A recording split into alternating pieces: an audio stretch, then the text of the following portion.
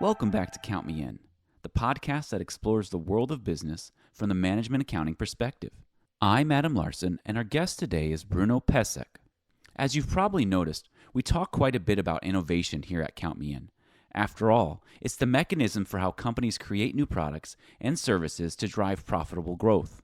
Bruno is an engineer by training and an expert in helping companies think systematically about where continuous improvement ends and how robust innovation begins. His insight about how management accountants fit into the picture can often upend conventional wisdom, which makes this a discussion you do not want to miss. Let's get started.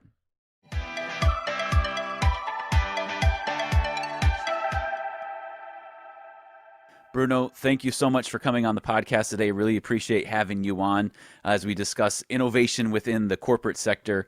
And one thing I wanted to kind of start with is, we've gone through almost 2-3 years of a global pandemic, and organizations are really struggling to keep afloat, figuring out how to use hybrid, work from home, not work from home. Where does innovation sit in the midst of all this as we're trying to restructure what the world looks like as we go forward? So Adam, first, happy to be here. And second, a great opening question, if I might add. What I really, I want to say what I really love about the last 3 years, but that's a wrong choice of words. So I will rather say what has become obvious in the last 3 years are good and bad habits in handling disruption and not just innovation. Those companies and business leaders that were innovative before all these big changes happened fared better, not because they had the best ideas or they had the coolest products, but because the process of innovation is the process of handling uncertainty. So they developed a skill set and capabilities that allow them to handle this uncertainty. And innovation is one of those words, you ask 10 people what it means, you're going to get 20 definitions. So I'm not here to tell you or your audience what is the definition of innovation, but I want to share what is my take on innovation. So whomever is listening, that they know what am I actually thinking when I use those words. So in the broadest terms, I consider innovation to be something new that creates value, something new, not to the history of mankind, but new to your customers and to your organization. That's enough to qualify as new. And value must be bi-directional. So it needs to create value for the customers, something that we have gradually gotten better at, but it also must create value for the organization. What sense does it make to create new products, services, and business models if they drive you out of business? And this is where our accounting friends are very, very useful, sometimes maybe underappreciated. But back to your question. So the companies that were already innovative before, they coped much, much easier in these disruptive periods. Why? Because they were able to actually go back to their customers and learn how did their reality change. How people were buying and using your product could have changed overnight. Just look at hospitality industry. So everything dramatically changed. Incumbents like big hotel chains or even smaller motel chains, they were just adjusting to what happened with Airbnb, Booking, Hotels.com, and all these disruptors. And bam, then COVID came. And suddenly the whole industry was flipped upside down. And those that actually managed to stay afloat, they used a lot of different tactics, basically repurposing the whole venues for something else. So that was a good example of how did they handle disruption. What I've especially seen, the companies that didn't handle it well did all the same things. One, they tried to weather the storm. They said, okay, this is going to blow away in 3 months, 6 months, 9 months, 2 years, 3 years, who knows how long. But they basically said, we have our fat, we have our supplies, we have our business. Let's just try to weather the storm. Basically, put our heads into the sand. That did not work. The only thing that we have seen is that all our projections were pretty much wrong. What we expected to be weeks, then months, turned into, well, we are in the 3rd year, but we have a war that kind of is even more disruptive. So people are looking more to that. Another thing is, besides trying to weather the storm, was ignoring the changes in reality. So kind of just assuming that the strategy you had before, the business model you had before, the product portfolio you had before, that is still valid, and kind of trying to keep optimizing that, sending people home, working from home, hoping that will be lower operational expenses, but still keep the same revenue. That did not work out so well. And the third one was failing to adjust the leadership mode. So what was really and remains very important in this period are leaders that are also able to provide this emotional and psychological safety. So kind of the leader doesn't need to have all the answers. That's sometimes not even desirable, but the leader should always be able to say, I'm here for you, we're gonna figure it out together.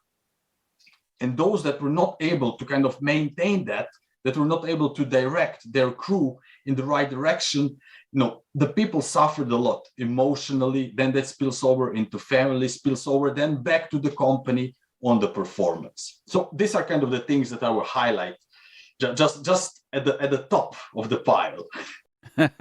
For sure. Yeah, there's a lot that's at the top of the pile, and I'm sure more trickles down as we get into the conversation. So you start with what you kind of talked about, where you kind of have to adapt. Leaders have to adapt. People have to adapt. The company needs to adapt. Companies that were innovating before have to continue innovating. They're probably a better set. So what about, when you look at innovation, and you said something new that creates value is your definition of innovation, which I think is a great definition, but those outcomes, they can't be guaranteed. So how do you measure it? How do you measure that within an organization, especially when you have all these new factors? There's a lot of new things that could create value are happening right now. So how do you measure all of those elements? Yeah. So Adam, I could probably be talking about this question for days, but we don't have days. So I'm going to focus on a couple of things. You nail the problem straight on the head. So what is specific for innovation is that no one can guarantee outcomes. Like it doesn't matter if you do everything by the book. If you follow the best innovation processes, you can still end up with a shitty product, service, or even a whole failed project that there was no return on investment. But what we do have in control is the expense side, the organization side, the work side. What ideas do we select? What ideas do we prioritize over others? How do we fund these ideas? How do we control these ideas? What people do we put on them? Etc., etc., etc. So I'm going to focus on 3 specific practices. And this come out of my experience working in different industries, both large and SMEs. And I'm going to focus specifically on the work I did with CFOs and the financial functions in larger organizations.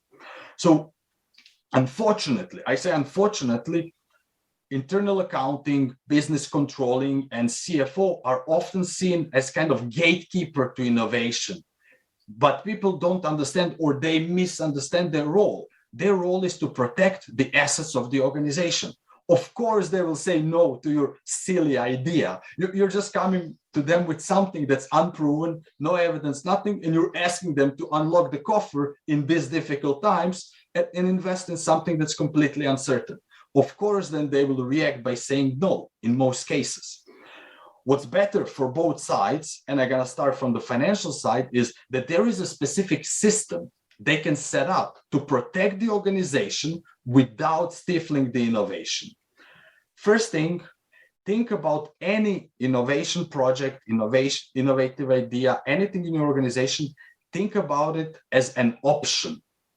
Don't think about it as a big bang investment, but you're buying an option in this innovation project. Combine that with funding in tranches.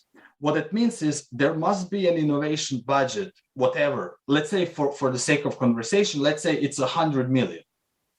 But that does not mean that you assign 100 million to a single idea, but rather that you drip feed it. You drip feed from that big budget a lot of small ideas. Numbers tell us that we need to invest into 100 to 150 ideas to get that golden idea that will return significant investments, return on investments, significant meaning 10x, not just recoupling the cost of the investment. to get more practical or more specific, so one organization, they set up their innovation strategy, they prepared an innovation budget, and then they set out call for ideas. And there were hundreds of ideas. What they were funding was they did not release big money to go and develop a prototype. That's even too big. What they were funding is 2 weeks for employees to explore the idea further. That's the level of granularity we are talking about. So CFO doesn't need to be on those teams. That would be a waste of their time. Not even accountants are needed on those teams. Accountants, business controllers, etc., they should be invited once the investment breaches specific threshold. But in the beginning, what you want to do is a lot of small investments just to check if these ideas are worth of anyone's time. That is how CFO can set up a system that actually doesn't prohibit or retard innovation while still protecting the assets. Combining that with options theory and options thinking, what they have at all the time is option to basically stop the project before it gets too big. I would rather spend 10,000 euros to determine 10 ideas should not be invested in than spend 10 million euros in one idea that doesn't work out after 5 years.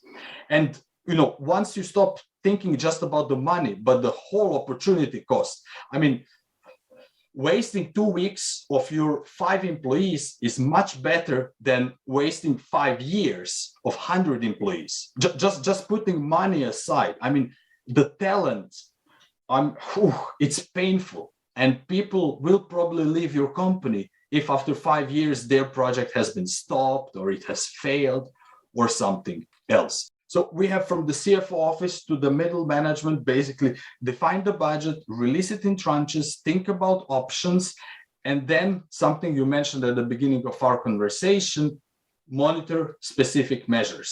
And this is where it gets really difficult.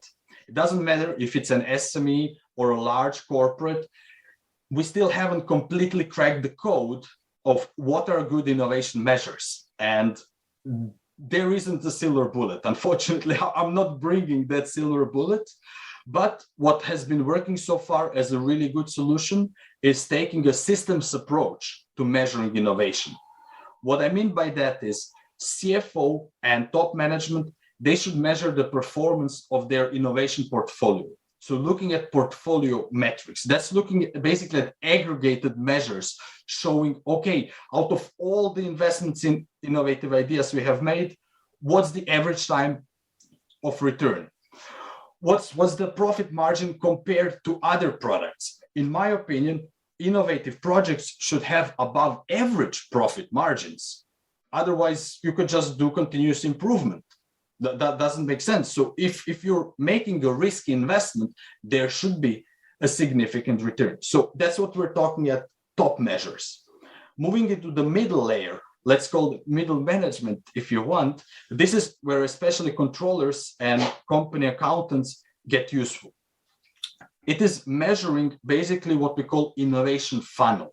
So in your company, there might be different maturity levels. You might have product life cycle, or something of a kind where you basically say, step number 1 is exploring the idea, step number 2 is validating the idea, step number 3 is taking it to market, step number 4, scaling. So kind of every company I worked with, they do have some sort of a model like that. So measuring that funnel then becomes important for one simple reason.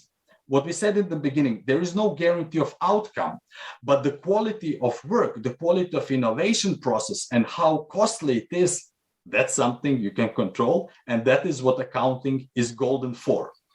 It's the mindset here that becomes difficult because your business controllers have unfortunate title, like this controlling. It sounds like they're there to be police officers to punish if you're out of boundaries, but that's not really their role. Their role is to help the innovation teams or any other team to control the expense, not to control the people.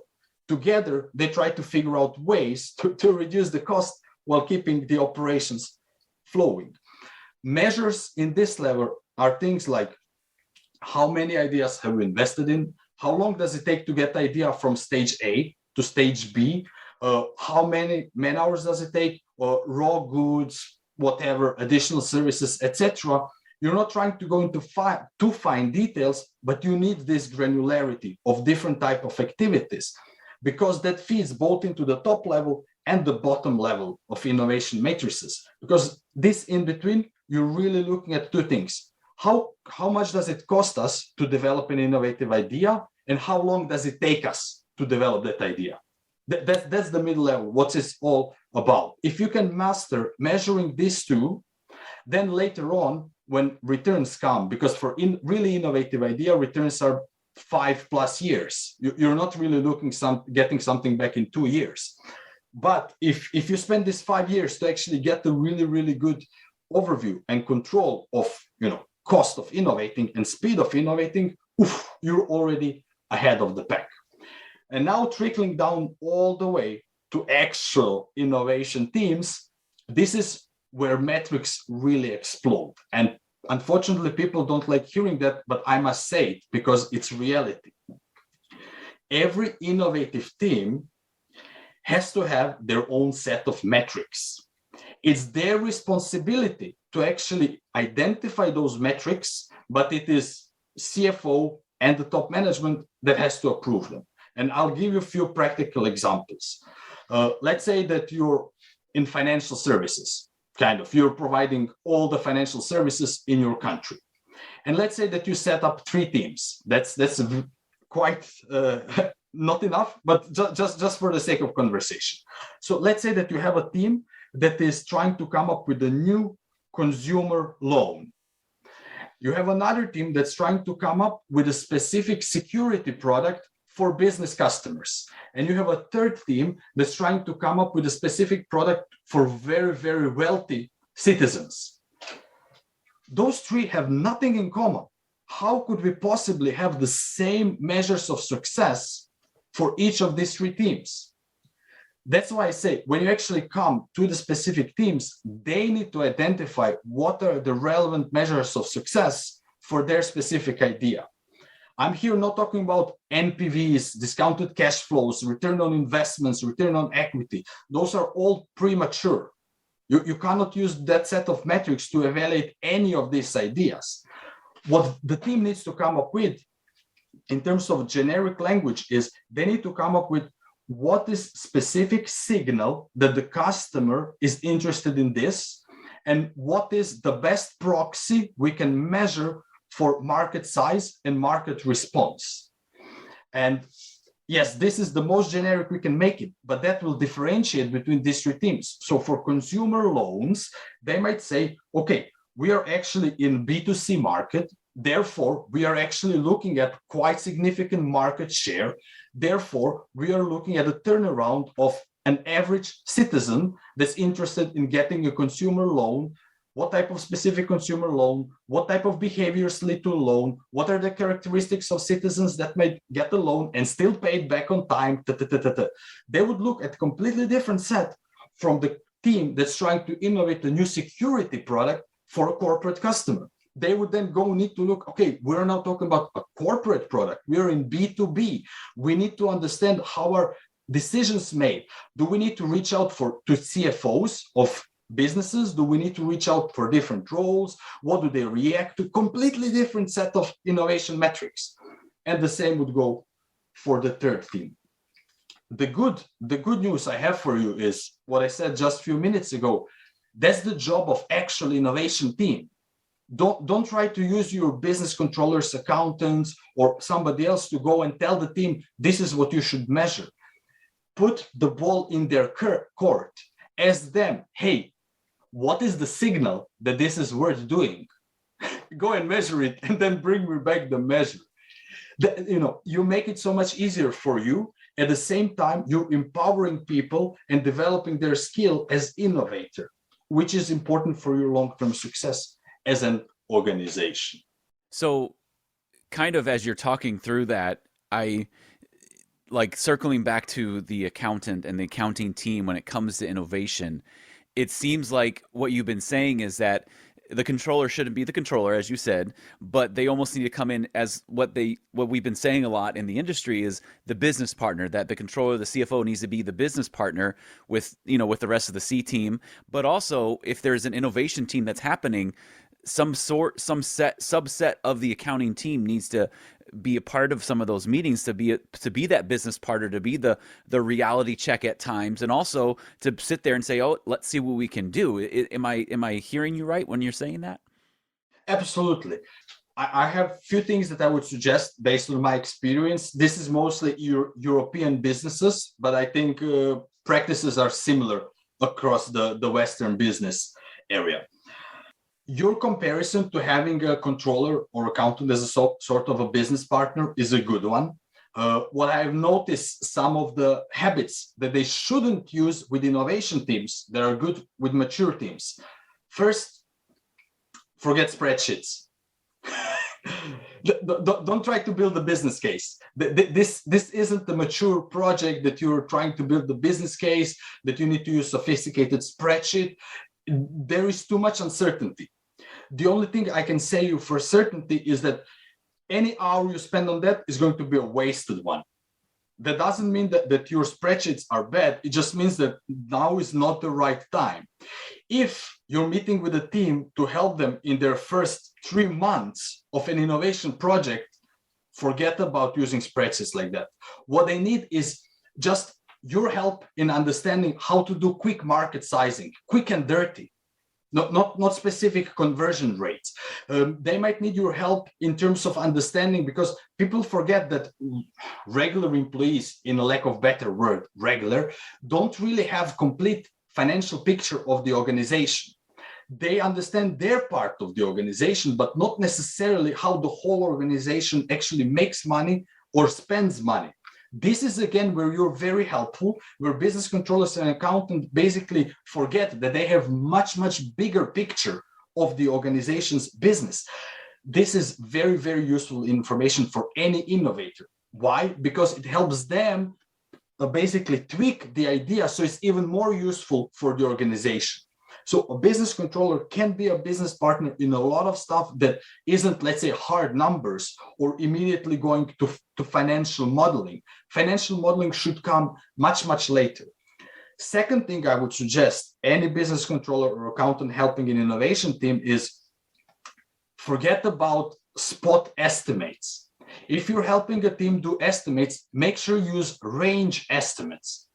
So if the team is asking, what kind of pricing should we have, or kind of what's the break-even point or something similar, first, it's okay to say it's too early to discuss that. And second, if it's not, start looking at ranges. Don't say 5, say from 3 to 10, and that is 70% probability for that range. That's much better. You're very unlikely to miss by a magnitude of 100 or 1,000. You might miss by a magnitude of 10, but again, because of all the practices I told you before, release funding in tranches, think about this option, you will never overinvest. It's very difficult to overinvest in such a system.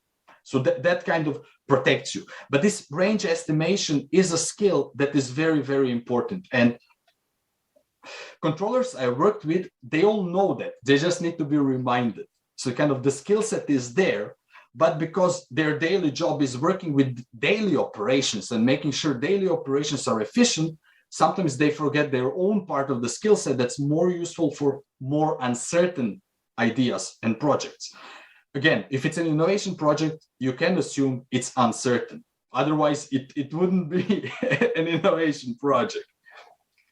And the third thing for business controllers as business partners, where they're really useful, is actually connecting people within the organization. Again, someone who is, let's say, working we had an example of consumer loan. So an employee that's working in consumer banking will probably not know all the connections inside the organization for the support roles, support functions. Accountant or business controller is actually quite likely to work across the whole business unit and maybe even broader business. So this is where they can really go from gatekeeper to kind of networker, to the connector. And again, this might sound so mundane, But this is so valuable because when we talk about ideas, people like talking about think outside of the box, this, that. That's all nonsense. The best ideas come from connecting the dots. And if you, as a business controller, can help the teams that are coming to you for help to connect the dots, you increase their likelihood of success and therefore increase the likelihood of your company's success. And not only that, but then the social thing starts happening. People start reaching out more to you instead of being afraid, like, oh man, now we have to go to call the Tony, the business controller, because we need his approval to go with this. You move from that to, hey, let's have a quick chat with Tony. He has some really good, perspectives, and he always knows who we need to talk with. So kind of then you really start fulfilling that business support role. And, these three things I just shared with you, they're all from practice. I've seen them all applied with great success, and they don't take anything. All the know-how you already have. Now is the difficult thing of actually doing that. This has been Count Me In, IMA's podcast, providing you with the latest perspectives of thought leaders from the accounting and finance profession. If you like what you heard and you'd like to be counted in for more relevant accounting and finance education, visit IMA's website at www.imanet.org.